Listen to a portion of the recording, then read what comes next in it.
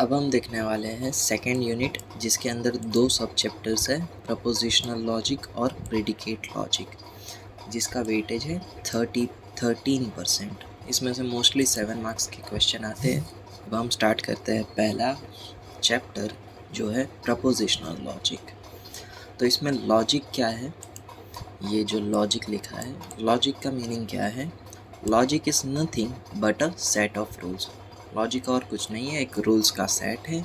और ये जो रूल्स है उसका यूज़ हम डिफरेंट लैंग्वेज को एनालाइज करने के लिए करते हैं, क्योंकि हर लैंग्वेज के कुछ ना कुछ खुद के रूल्स होते हैं जो फॉलो होना चाहिए। एग्जाम्पल के लिए देखें तो 4 इज़ ग्रेटर दैन 0, बात तो सही है, इसके लिए वो वैलिड लॉजिक है। 4 इज़ लेस देन 0, नहीं, 4 0 से कम है, नहीं है, इसके लिए वो इनवैलिड लॉजिक है। सेकंड है ट्रूथ वैल्यूज़। ट्रूथ वैल्यूज़ किसे कहेंगे? स्टेटमेंट्स, ठीक है। Statements has a truth value which is either true और false, denoted by T and F respectively. Occasionally they are also denoted by symbols 1 and 0, ठीक है। ये जो ट्रूथ वैल्यूज़ है, ट्रू और फॉल्स, उसे हम T और F से डिनोट करेंगे, या तो फिर 1 और 0 से डिनोट करेंगे। जो ट्रू है उसे हम 1 से डिनोट करेंगे और जो फॉल्स है उसे 0 से।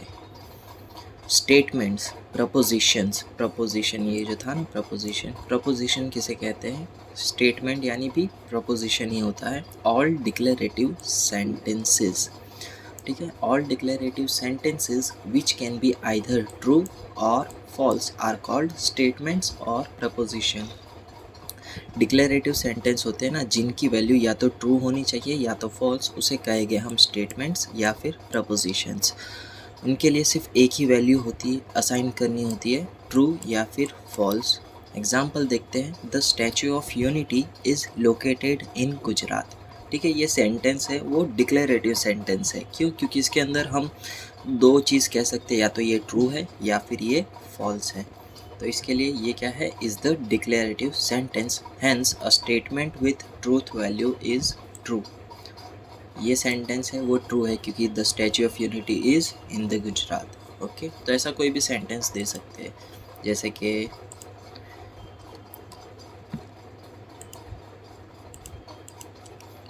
कि बर्लिन इज़ द कैपिटल किसका?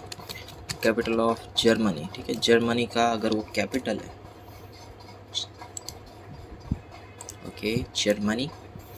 क्या बर्लिन, सॉरी, पहले तो हमें ये चेक करना होगा ये डिक्लेरेटिव सेंटेंस है, हाँ, क्या? तो फिर इसके दो आउटकम्स है, या तो ये ट्रू होगा या फिर ये फॉल्स होगा। ये डिक्लेरेटिव सेंटेंस तो है, अब हमें देखना पड़ेगा कि जर्मनी का कैपिटल क्या है, बर्लिन है, तो ये होगा ट्रू। एक और एग्जांपल है हमारा, 5 बिलोंग्स टू 1 2 3 4। ये सेट के अंदर 5 है, नहीं है, ठीक है। ये स्टेटमेंट तो है, इसमें हम कह सकते हैं, क्योंकि हमें ये फाइनाइट चीज़ें दी गई है कि ये 1 2 3 4 का एक सेट है, उसके अंदर 5 नाम का कोई एलिमेंट है, नहीं है। इसके लिए वो स्टेटमेंट तो हुआ, पर वो उसकी ट्रूथ वैल्यू जो होगी वो होगी false. Get out, get out क्या है? डिक्लेरेटिव सेंटेंस तो ये है ही नहीं, ये क्या है? ऑर्डर है एक टाइप का। तो ये स्टेटमेंट ही नहीं है, तो फिर इसकी ट्रूथ वैल्यू भी नहीं आएगी और ये डिक्लेरेटिव सेंटेंस भी नहीं रहेगा। y+6 = 20 is not a statement because we don't know the value of y। ये हमारा स्टेटमेंट क्यों नहीं होगा? क्योंकि हमें y की वैल्यू पता नहीं है, ठीक है। अगर मैं यहाँ पे 14 पुट करूँगा तब 20 आएगा, और जो भी 14 के अलावा कोई भी एलिमेंट पुट करूँगा तो फिर ये नॉट इक्वल्स टू 20 आएगा। इसके लिए हम कुछ भी कह नहीं सकते जब तक कि हमें y की वैल्यू ना पता हो। Okay, 125 belongs to A is not a statement because we don't know the value of set A। यहाँ पे जो सेट A है उसकी वैल्यू हमें पता नहीं है। जैसे कि अगर सेट A अगर 1 2 3 4 ही हुआ तो उसके अंदर 125 आएगा? नहीं आएगा ना। तो इसके अंदर हमें A क्या सेट क्या है वो हमें पता होना चाहिए, पर वो हमें नहीं पता, इसके लिए वो स्टेटमेंट ही नहीं है। ओके, नेक्स्ट है ओपन स्टेटमेंट्स। ओपन स्टेटमेंट्स किसे कहेंगे? A sentence that contain one और मोर वेरिएबल, एक से ज़्यादा वेरिएबल कंटेन करेगा वो, और सर्टेन वैल्यू जब हम पुट करेंगे तब वो स्टेटमेंट्स बन जाएगा। Sentence is neither true nor false is called open statements. ये जो अभी हमने यहाँ पर ये देखा था ना y+6, और ये दोनों क्या है, ओपन स्टेटमेंट्स है, क्योंकि इसके अंदर हम एक से ज़्यादा वैल्यू पुट कर सकते हैं। ठीक है, तो कोई एक वैल्यू के लिए वो ट्रू आएगा लेकिन बाकी सब के लिए फॉल्स आएगा। इसके लिए कहना मुश्किल है, इसके लिए हम कह देंगे नाइदर ट्रू नॉर फॉल्स। तो उसके एग्जांपल है कुछ ये, यहाँ पे अगर मैं 2 पुट कर दूंगा तो 3 × 2 6 + 2 8 ग्रेटर देन 8 नहीं आएगा। इसके लिए ये सारे जो है वो ओपन स्टेटमेंट्स है। ट्रूथ टेबल तो सभी को पता है, a table which gives all the possible truth values of any statement is called truth table. Okay,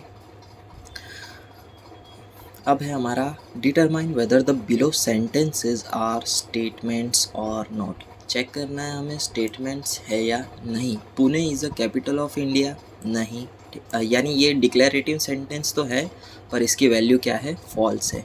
earth is a planet statement तो है पर हाँ इसकी वैल्यू भी ट्रू आएगी। 2 greater than 14 ये स्टेटमेंट तो है और जो इसकी ट्रूथ वैल्यू आएगी वो होगी फॉल्स, क्योंकि 2 लेस देन है इसके लिए। अब देखना ये क्या है, 1 + 101 = 110। तो इसमें अभी आप देखोगे तो इसके अंदर कॉन्टेक्स्ट जानना ज़रूरी है। अगर कॉन्टेक्स्ट नहीं पता होगा तो हम कुछ भी कह नहीं पाएंगे। अगर हम डेसिमल का एग्जांपल ले, 101 + 1 तब क्या आएगा, 102। और अगर मैं बाइनरी का अगर यूज़ करूँ, बाइनरी ऑपरेशन हम करते हैं ना, तो 1 + 1 क्या होगा, 2 का बाइनरी इक्विवेलेंट क्या होगा, 10।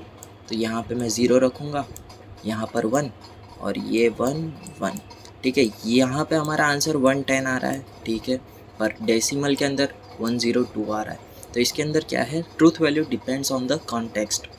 In the decimal system it is false, but in binary it is true। 15 ठीक है, ये तो सेम वही है, ये भी सेम है। There are 7 days in a week, हाँ ठीक है, ये तो स्टेटमेंट है ही और इसके अंदर जो 7 days होते हैं वो भी ट्रू है। ओके, नेक्स्ट वीडियो में